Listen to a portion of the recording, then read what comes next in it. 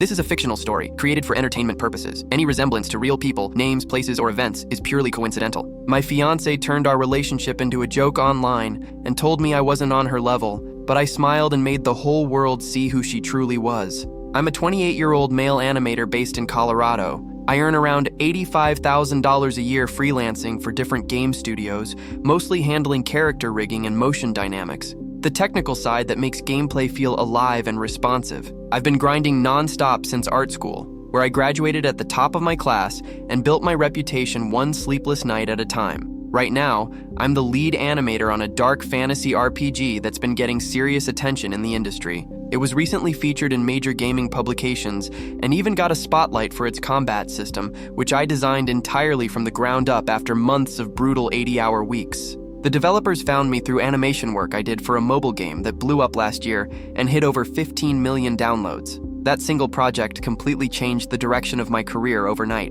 My setup is pretty dialed in. A custom-built rig with 64GB of RAM, an RTX 4090, and dual SSDs. It cost me almost 3 months' rent, but it's paid for itself many times over. Even my keyboard is hand-tuned. This desk is where some of the cleanest combat animations in the industry are born. When I'm not wrecking my posture at my workstation, I escape to the garage with my Harley Sportster 883. I bought it for $4,500 with a blown engine and rebuilt it myself with my dad over one brutal winter. I swapped out the stock pipes for Vance and Hines shorts, upgraded the air intake, and remapped the ECU to squeeze out about 15% more horsepower. Early morning mountain rides with that engine rumbling beneath me are pure freedom. I've crashed that bike twice. Once on a hairpin turn in the mountains when I was pushing too hard, and once when a soccer mom in an SUV changed lanes without looking. The first crash left me with a fractured wrist and a bike that needed 3 weeks of repairs. The second earned me a generous insurance payout that funded my upgraded exhaust system.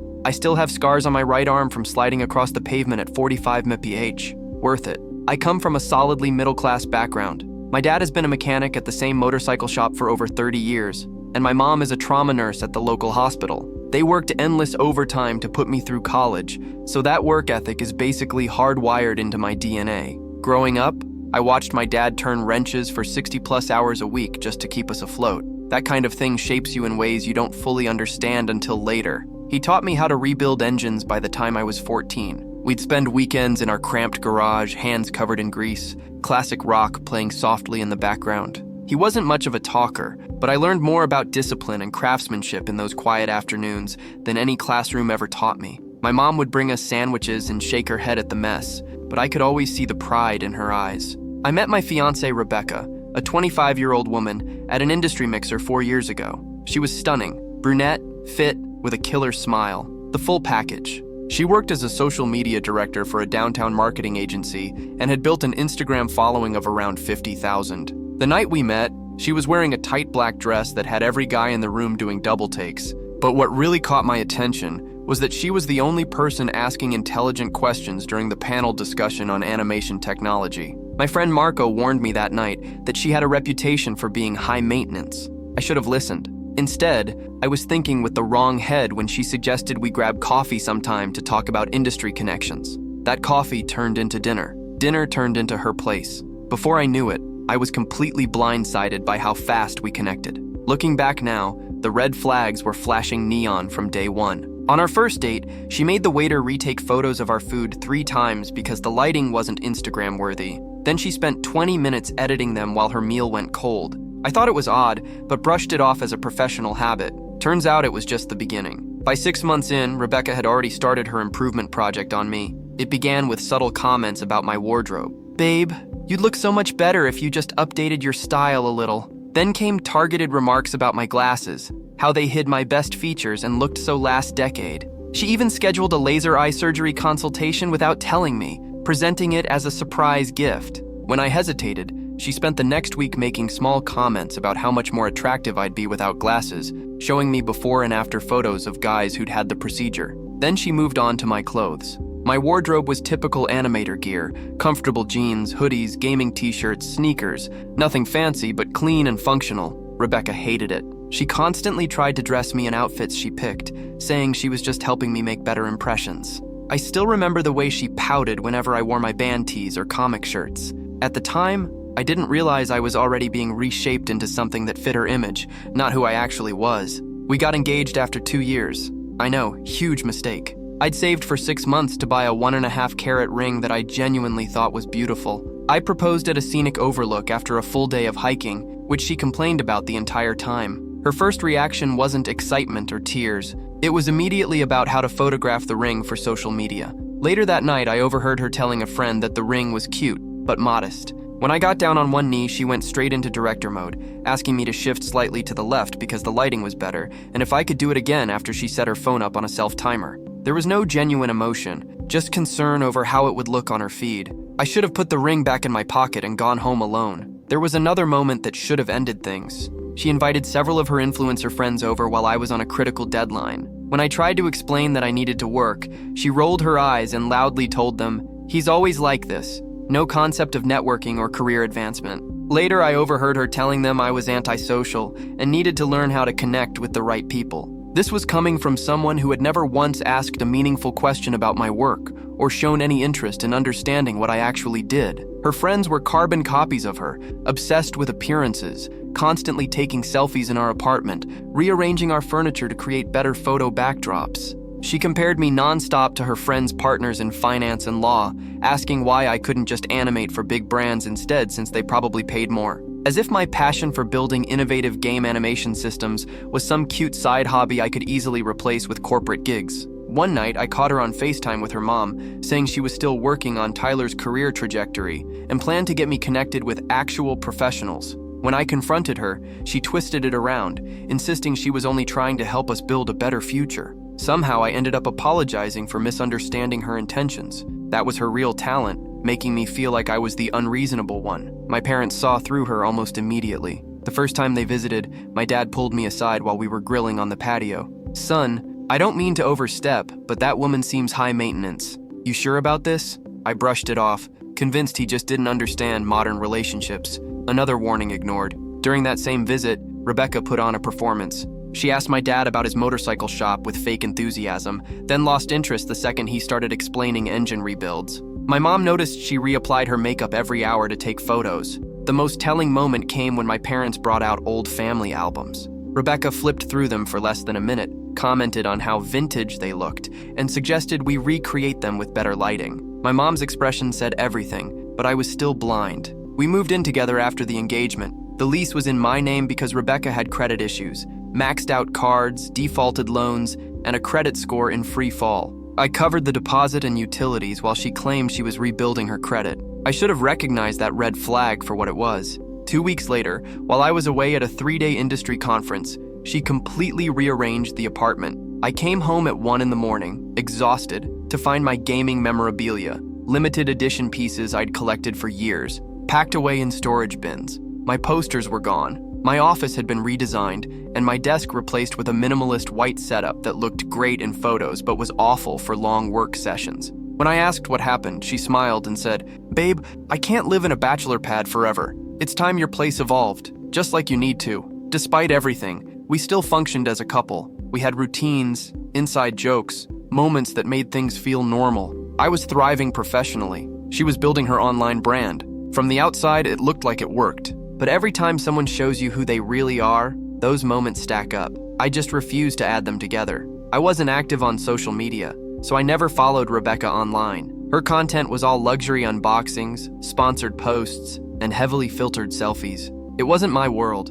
I was drowning in work anyway, leading an ambitious animation project for the RPG. I was logging 60-70-hour weeks, pushing myself to create something truly groundbreaking. The combat mechanics I developed were starting to gain serious traction in gaming circles. I'd built an adaptive animation system that responded to player input in milliseconds, making combat feel fluid and reactive. The lead designer gave me complete creative freedom after seeing my early prototypes, which is rare in this industry. I wasn't going to waste it. Every Thursday, my friend Matt and I met at a low-key bar downtown. We'd known each other since freshman year, both animation majors, though he'd gone corporate doing motion graphics for tech companies. That Thursday, he showed up visibly angry. Without saying a word, he slid his phone across the table. "Dude, what the hell is this?" he said. "Isn't this your apartment?" It was a screenshot of Rebecca's latest Instagram post. There I was in the background at my desk, headphones on, completely absorbed in an animation sequence.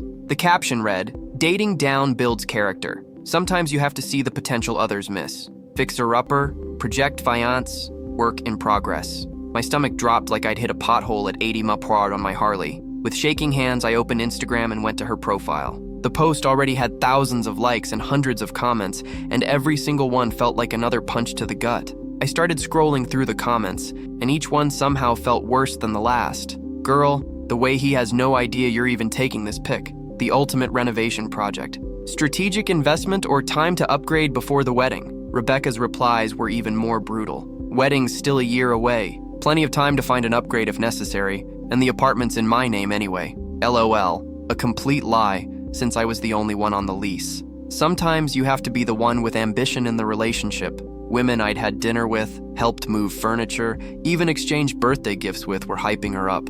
One commented, "At least he's decent arm candy for the wedding photos." Rebecca replied, "That's literally why I keep him around. The photo alone was bad enough. I was fully locked in, working through a complex animation sequence, completely unaware she'd snapped the picture, but the caption and her replies, that felt like a punch to the gut followed by a bucket of ice water down my spine." Matt watched my face as I kept scrolling, my expression probably shifting with every comment. He'd always been wary of Rebecca, but he'd stayed quiet out of respect for me. Now he just looked angry and concerned. "There's more," he said quietly. "Amber showed me her private account too. It's bad, man." This wasn't some one-off joke post. It was an entire series she'd been running for months called Dog's Project Fiancé, where she documented her attempts to upgrade me like I was some kind of fixer-upper house. There were dozens of posts I'd never seen, mocking everything from my career choices to my family background. It felt like getting sucker punched. The woman I was planning to marry, the woman I'd been financially supporting while she chased influencer fame,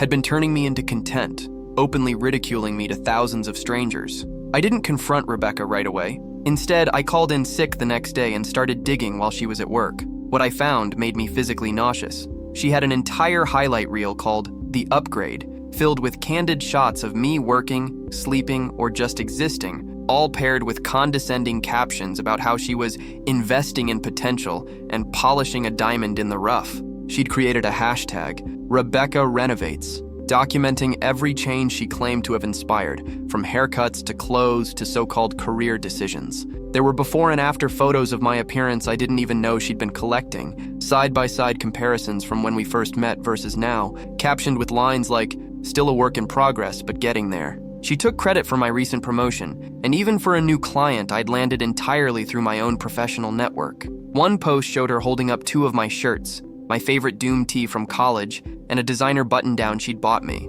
The caption read, "Left is what I started with, right is where we're heading. The journey of 1,000 style upgrades begins with a single shirt." Hashtags followed, fixer-upper fiancé, fashion intervention. The comments were full of her friends laughing about how she was saving me from myself and doing God's work. Then I discovered the private Instagram account I never knew existed. It had around 200 followers, close friends, co-workers, and friends of friends. Matt's girlfriend, Amber, followed it and agreed to show me everything. That account was pure cruelty. Screenshots of our private text conversations where she asked her followers how to train me better. Photos of gifts I'd given her captioned, "Trying to be grateful but seriously," from a department store. There was even a post about the anniversary dinner I'd spent weeks planning at an exclusive restaurant that cost nearly a full paycheck. The caption read, "Cute effort, but he picked a place that's so last season." At least the lighting was good for content. She documented the entire night with secretly taken photos,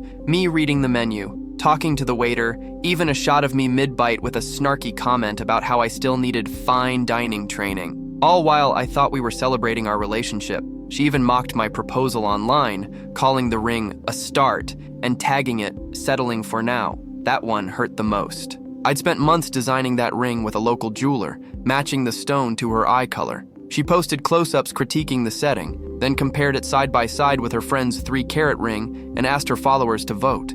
I felt sick remembering every freelance project I'd taken just to afford that ring. The worst discovery was a video of me asleep while she gave her followers a tour of his side of the closet, mocking every item of clothing and explaining what she was allowing me to keep versus what was being phased out. She even held up old family photos, making fun of my parents' middle-class lifestyle and saying my childhood home looked exactly how you'd expect. In one especially cruel post, she filmed me excitedly talking about landing a major client, one that could genuinely change my career. I remembered that moment clearly, how proud and hopeful I felt sharing the news with her. In the video, you can see me animatedly explaining the project while she nodded along. The caption read, "Listening to him talk about his little computer drawings for 20 minutes. The things we do for love, nod and smile." My blood was boiling when I found a screenshot of me working on my Harley, captioned, "Every time he wastes money on this stupid motorcycle is less we can spend on a proper vacation. How do I get him to sell this junk without seeming controlling? Help a sister out." One commenter suggested she should accidentally back into it with her car, so I'd be forced to pay for repairs and finally realize it wasn't worth keeping. Another said she should start planning expensive trips and guilt me into believing the bike was the reason we couldn't afford them. Rebecca replied with fire emojis and taking notes. That bike wasn't some impulsive toy. It was my dad's graduation gift to me. We rebuilt it together from scattered parts, spending countless weekends in the garage, hands dirty, bonding over something that mattered deeply to both of us. And there she was, my fiancée, openly plotting to destroy it because it didn't match her Instagram aesthetic. 3 years of my life, planning a future with someone who saw me as nothing more than a project and a punchline. I called Matt immediately. "I need favors," I said. "Name it," he replied without hesitation. "I need evidence. Screenshots, recordings, everything. And I'm going to need a place to crash." He didn't ask questions or suggest I try to fix things. He just said, "My guest room is yours for as long as you need," and he meant it. That's the difference between real friends and the curated social circle Rebecca had built. When things fall apart, you find out who actually has your back. I spent the next week in a state of controlled rage, documenting everything while pretending nothing was wrong. Rebecca, completely oblivious to what I discovered, kept posting about me. One post showed her surprising me with new clothes while telling her followers I dressed like a college student despite being nearly 30. I smiled, acted grateful, and played my part while quietly planning my exit. Every new post went straight into my archive. Every condescending remark about my career or interest got logged. I became a digital forensics expert overnight, capturing everything before she could delete it or spin the narrative. First, I contacted Marcos, a college friend who specialized in social media law. I asked about the legality of repeatedly using someone's image without consent, especially when that content was monetized. If she's making money off posts featuring you prominently without a release, especially if they're disparaging, you may have a case, he explained, particularly if you can prove reputational or professional damage. Marcos drafted a formal cease and desist letter outlining potential legal consequences, including damages that could easily reach 6 figures. I kept it ready for the right moment. Next, I reached out to former colleagues who had seen Rebecca's posts. They confirmed the content had circulated through industry circles. One studio head admitted he'd passed on me for a high-profile project because it seemed like I had personal issues to resolve based on what my fiancé was posting. I got that statement in writing. That one hit hard. I'd wondered why that studio had gone silent after showing interest in my portfolio. Finding out Rebecca had sabotaged me behind my back was like discovering someone had been tanking my interviews without me knowing. I also spoke quietly with my landlord, showing him posts where Rebecca claimed she owned the apartment. He was furious about the misrepresentation and immediately provided eviction paperwork I could use whenever I wanted. Since Rebecca wasn't on the lease, despite what she told everyone, I had every legal right to have her removed. My landlord, a no-nonsense older guy, didn't mince words. "I don't like liars," he said, "and I don't like people claiming property that isn't theirs. You say the word, and I'll handle it by the book." Then I contacted 3 luxury brands Rebecca regularly tagged in sponsored content. I didn't exaggerate or editorialize. I simply shared selected posts from her private account where she mocked their products and PR teams while publicly praising them. Their responses were immediate. All 3 launched internal reviews of their influencer partnerships. One high-end makeup brand had just sent her nearly $3,000 worth of product. Publicly, she called it revolutionary. Privately, she posted photos captioned, "Overpriced garbage, but the packaging photographs well. Wouldn't touch this if they weren't paying me." The brand's marketing director personally thanked me for the warning. Most importantly, I connected with Amber. She had access to Rebecca's private Instagram and a group chat called Trophy Wife Training, where Rebecca and her friends shared tactics for molding their mediocre men into better providers. Amber was disgusted and agreed to help me collect evidence. That group chat was the most disturbing discovery of all. It was a literal playbook for emotional manipulation, with Rebecca as one of the most active contributors. One message from her detailed how she deliberately scheduled social events with her friends' high-earning husbands to make me feel inadequate about my career. By the end of the week, I had everything: screenshots, screen recordings, text messages, documented professional damage, and legal guidance outlining my options. I quietly moved my most important belongings to Matt's place. While going through our shared laptop, I discovered Rebecca had over $87,000 in credit card debt across 8 cards, was 2 months behind on car payments, and had taken out a $15,000 loan for the wedding, money she was secretly spending on herself. All while criticizing my financial decisions and portraying herself as the financially responsible one. Designer clothes with tags still attached were hidden in her closet. Subscription boxes she'd never mentioned were stacked in drawers. A secret credit card statement showed she'd spent over $5,000 on a weekend trip with friends she'd claimed was mostly covered by a brand deal. Her secret spending was staggering. The timing was perfect. I waited until Rebecca's breakthrough meeting with a major clothing brand was confirmed. A 5-figure deal she claimed would launch her into the next tier of sponsorships. That was the moment I chose to end it. That evening, I got home before she did. I sat at the kitchen table with a single folder placed neatly in front of me and waited. When I heard her key turn in the lock, I didn't move. "Babe, you're home early?" she called out, dropping her bags by the door. She stepped into the kitchen and stopped cold when she saw my face. "We need to talk," I said calmly, sliding my phone across the table. Her Instagram profile was open, specifically the Project Fiancée highlight reel. Her expression shifted from confusion to irritation in less than a second. "It's just content, Tyler. Don't be so sensitive." "Is it?" I opened the folder and began laying out the screenshots, dozens of them. Posts from her private account, messages mocking my career, my family, my hobbies, group chats where she discussed manipulating me, comments where she openly admitted I was a stepping stone. The color drained from her face as the reality of what I'd uncovered sank in. "Where did you get these?" she snapped, reaching for the papers. I raised my hand. "Don't touch my property. You've already done enough damage."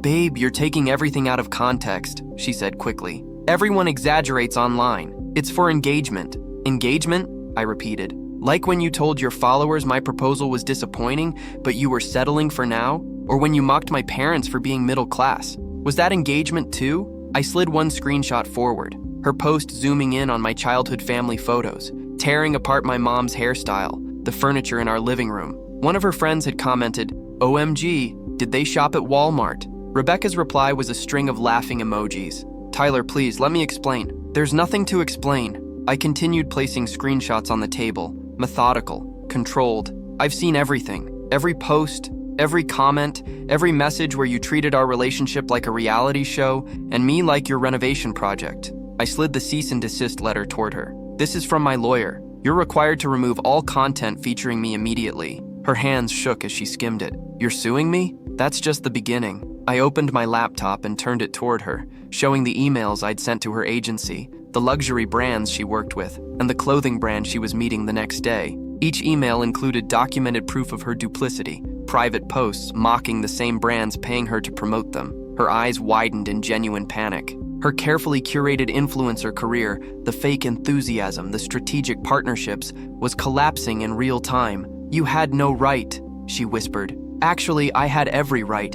You used my image without consent. You damaged my professional reputation, and you lied about our living situation." I pulled out the eviction notice. "Which brings us to this. You have 30 days to find a new place." She stared at the paper, stunned. "What?" "The apartment is in my name, not yours, despite what you've been telling everyone." That one landed hard. The apartment had been central to her brand, featured in sponsored home decor posts, presented as proof of her success. She'd claimed she designed and owned it herself. "You can't do this!" she shouted, tears spilling down her face. "This is my career, Tyler." "No," I corrected calmly. "It was your career. You should have thought about that before turning your fiancé into content." I stood, grabbing my jacket. "Matt and I will be back tomorrow to get the rest of my things. Don't call me, don't text me. I've already blocked your number." "Where am I supposed to go?" she asked, her voice suddenly small. "Not my problem," I said. "Maybe one of the friends who enjoyed laughing at me has a couch." I reached the door, then turned back. "Oh, and that wedding venue you've been posting about? It's canceled. The deposit was refunded to my account." Her phone started ringing almost immediately. Her boss's name lit up the screen. I walked out without another word. The fallout was fast and brutal. By the next morning, Rebecca had been placed on immediate leave from her agency, pending an internal investigation into ethical violations. The clothing brand canceled their meeting and issued a public statement saying they were reviewing their influencer partnerships. Within days, 3 luxury brands she regularly worked with sent formal termination notices citing breach of contract and misrepresentation. I didn't just damage her influencer career, I ended it. That world is smaller than people think, and word travels fast. One brand even released a vague statement about authenticity and partnerships. They didn't name her directly, but everyone knew who it was about. Industry insiders started calling the new vetting process the Rebecca Rule. I stayed at Matt's place while searching for a new apartment. My dad came by one afternoon with a case of energy drinks and helped me sort through what I'd salvaged. After we finished loading boxes, he clapped me on the shoulder. "You handled this like a man," he said. Coming from my stoic father, that was basically a standing ovation. He helped me retrieve my Harley from the apartment garage, inspecting it closely to make sure Rebecca hadn't messed with it out of spite. While I was staying at Matt's, he'd added a few subtle upgrades. A hand-tooled leather seat and delicate pinstriping on the tank. "Figured it deserved a fresh start too," was all he said. I buried myself in work and wrapped the animation project ahead of schedule. The combat system I built became a hit. Developers praised it. Gamers hyped it. 3 major publications featured it, with one calling it the biggest leap in animation since motion capture. Suddenly, my name was being mentioned alongside industry veterans I'd idolized for years. 3 weeks after the breakup, I received a call from one of the most prestigious animation studios in the country. The offer was unreal: triple my current salary, equity, a signing bonus, and a full relocation package. The hiring manager told me directly that my professionalism during obvious personal turmoil had stood out. "We need people who can perform under pressure," she said. I accepted immediately. Rebecca's life, meanwhile, was unraveling. Mutual acquaintances told me she'd been completely ghosted by her social circle. The trophy wife training group disbanded overnight, with everyone scrubbing any trace of her from their profiles. Her follower count dropped by the thousands each day as influencer watchdog accounts posted deep dives exposing her private behavior. She attempted damage control, tearful apology videos, vague posts about growth and self-reflection, but the internet doesn't forget. Screenshots were everywhere. Her agency officially terminated her contract after completing their investigation. Without sponsorship income and buried under debt, she was spiraling. Matt told me she'd been desperately applying for standard marketing jobs, but her reputation followed her everywhere. No one wanted the liability. The day before I left town, Rebecca showed up at Matt's place. She looked nothing like the person I'd known. Hair unwashed, plain clothes, no makeup. "5 minutes," she pleaded when I opened the door. "Please, just 5. Clock's ticking," I said, leaning against the frame. "I lost everything," she cried. "My job, my apartment, my car. Brands are threatening to sue me. I have nowhere to go." "Sounds like consequences," I replied. Her BMW had been repossessed the week before, a fact I learned from an industry gossip thread, not from her. The car she'd posed with endlessly had always been leased, and she'd never been able to afford it. "I've learned my lesson," she said desperately. "I was horrible to you. I see that now." "No," I said calmly. "You're just sorry you got caught." I glanced at my watch. 2 minutes. "I have $87,000 in credit card debt," she sobbed. "They're garnishing my wages at the coffee shop job I had to take. I'm going to have to file for bankruptcy." That part almost made me laugh. She'd spent years posting from high-end cafes, always positioned as a customer. Now she was behind the counter, making minimum wage plus tips, serving the same influencers she once competed with. "You mocked my financial choices while secretly drowning in debt to maintain a fake image," I said. "Please," she begged. "I don't know what to do anymore. I have nothing left." "You have exactly what you earned." I closed the door. Through the window, I watched her stand there for a moment before walking back to an old Honda Civic, the replacement for her luxury lease. As she drove away, I felt lighter than I had in years. It was like setting down a weight I hadn't realized I'd been carrying. 6 months later, I'm thriving. I've already been promoted and now lead a team developing a new animation system that's drawing serious industry attention. I bought a condo with a mountain view, added a Triumph Thruxton to the garage alongside my Harley, and started dating a game developer who actually respects what I do. The condo is mine, exposed brick, massive windows, and decorated exactly how I want. My gaming memorabilia is proudly displayed. My workspace is optimized for work, not social media. No throw pillows, no motivational signs. The Triumph was my reward for the promotion. Dad and I fixed it up together over a weekend, just like old times. My new girlfriend, Mia, is everything Rebecca wasn't. Brilliant, grounded, and uninterested in appearances. She rides with proper gear, asks smart questions, and spent 2 hours in the garage with my dad the first time she met him. Matt still occasionally updates me on Rebecca. She's a barista now, living with roommates, trying and failing to rebrand herself. Some people spend their lives chasing an illusion. I just became someone she could never control. My career kept accelerating in ways I never could have predicted. At the new studio, I was surrounded by veterans whose work I'd studied for years, people whose names were attached to games that shaped my entire love for animation. Instead of feeling intimidated, I felt energized. I was finally in an environment where obsession with craft wasn't just tolerated, it was expected. The animation system my team and I were developing started getting internal buzz almost immediately. Within months, it was being cited as a reference point for how next-generation combat animation should feel. Seeing something I helped build influence the industry at that level was surreal. The RPG project I'd worked on before leaving became a case study at several game design schools. Professors were breaking down my adaptive animation framework in lectures. I was invited to speak at 2 major industry conferences, standing on stages I'd once watched from the audience, explaining the very systems I used to obsess over late at night. Every time I stepped into one of those rooms, I felt like I was finally standing in the life I'd been quietly building for years. The condo purchase was my way of reclaiming space, physically and mentally. It's in a converted industrial building with exposed brick walls and floor-to-ceiling windows that look straight out at the mountains. Morning light floods the place. I set it up exactly how I wanted. My gaming memorabilia is displayed proudly instead of hidden in boxes. My workstation is designed for long, productive sessions, not photo ops. Everything in that space serves a purpose, and none of it exists to impress strangers online. The Triumph Thruxton became my weekend escape. Depending on my mood, I alternate between it and the Harley, carving through mountain roads whenever I need to reset. Riding clears my head in a way nothing else does. Dad still stops by occasionally, mostly to check in on the bikes, which usually turns into us spending hours talking shop like we always did. Some things don't need to change to get better. Mia fit into my life effortlessly. She's a back-end developer for an indie studio, sharp as hell, and completely uninterested in status games. We met at another industry mixer, where she immediately impressed me by critiquing the animation rigging on a new release. No small talk, no posturing, just genuine curiosity and intelligence. She has a private social media account she barely uses and couldn't care less about metrics or aesthetics.